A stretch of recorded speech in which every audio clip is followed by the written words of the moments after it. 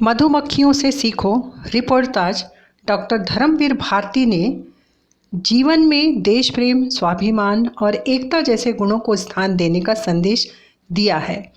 समाज को एकता के सूत्र में बांधने और मिलजुल कर रहने के लिए मक्खियों का सुंदर उदाहरण दिया है।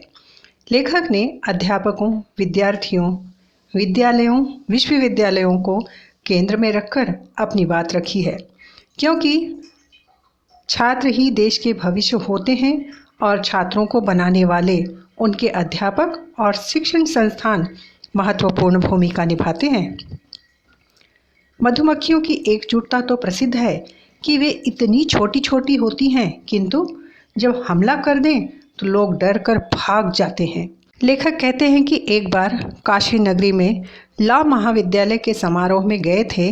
वहीं पर मधुमक्खियों के एक झुंड ने हमला कर दिया तो उपकुलपति तथा अन्य विद्वान वहां मंच से भागे और मैदान भी खाली हो गया। फिर हिम्मत करके वापस आए तो उन्होंने मधुमक्खियों की एकजुटता और आक्रमण की प्रशंसा करते हुए कहा कि हमें मधुमक्खियों से सबक लेना चाहिए। मैं कुलपति के इस संदेश को विश्लेषण करके समझने की कोशिश करने लगा कि यह संदेश महोदय किसे दे रहे हैं। काशी, पटना या कलकत्ता के छात्रों की यह विशेषता तो जग जाहिर है कि वे पढ़ने लिखने में भले ही आगे ना हों, किंतु संगठन, आक्रमण आदि में तो वे मधुमक्खियों के भी आगे हैं या मधुमक्खियों को ही सिखा देंगे। तो यह तो पक्का हो गया कि छात्रों को यह संदेश नहीं दिया है, तो क्या शिक्षकों के लिए यह संदेश होगा? लेकिन अध्यापक बेचारे किस पर आक्रमण करेंगे? हाँ, जब कोई बात समझ न आए तो शास्त्रों का सहारा लेना चाहिए। मैंने भी वही किया। अवधूत दत्तात्रेय की बात जच गई। उन्होंने 2 दर्जन गुरु बनाए और सबसे ज्ञान प्राप्त किया, यहाँ तक कि मधुमक्खी को भी अपना गुरु माना। यदु से वे बोले, मधुमक्खी हर छोटे से छोटे पुष्प से भी पराग लेती है और वैसे ही हर कहीं से ज्ञान प्राप्त करना चाहिए और अधिक धन संचय नहीं करना चाहिए, नहीं तो वैसा ही होगा जैसे मधु इकट्ठा करके मधुमक्खी छत्ते सहित मारी जाती है।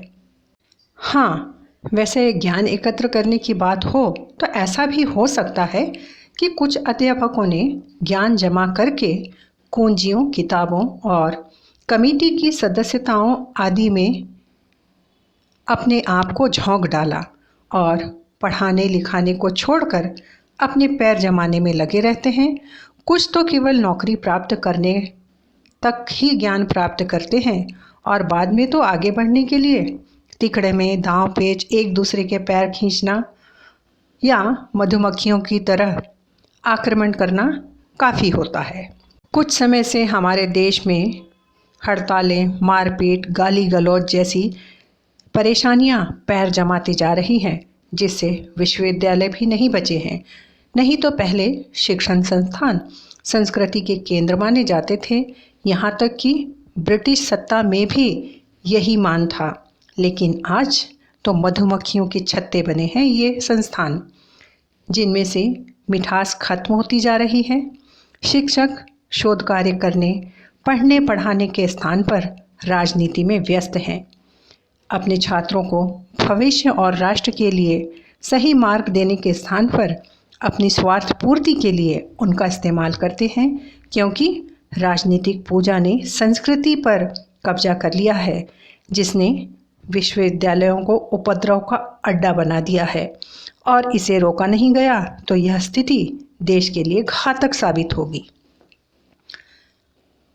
वे कहते हैं, उपकुलपति ने भी मधुमक्खियों के संगठन और आक्रमण का खतरनाक ढंग सीखने की सलाह न देकर सभी राजनीतिक संगठनों को अपनी सीमा में रहने का ज्ञान कराया होता और विश्वविद्यालयों को ज्ञानार्जन का पवित्र स्थान बनाने की सलाह दी होती, क्योंकि ज्ञान संचय के पावन वातावरण में ही हमारे देश का निर्माण हो।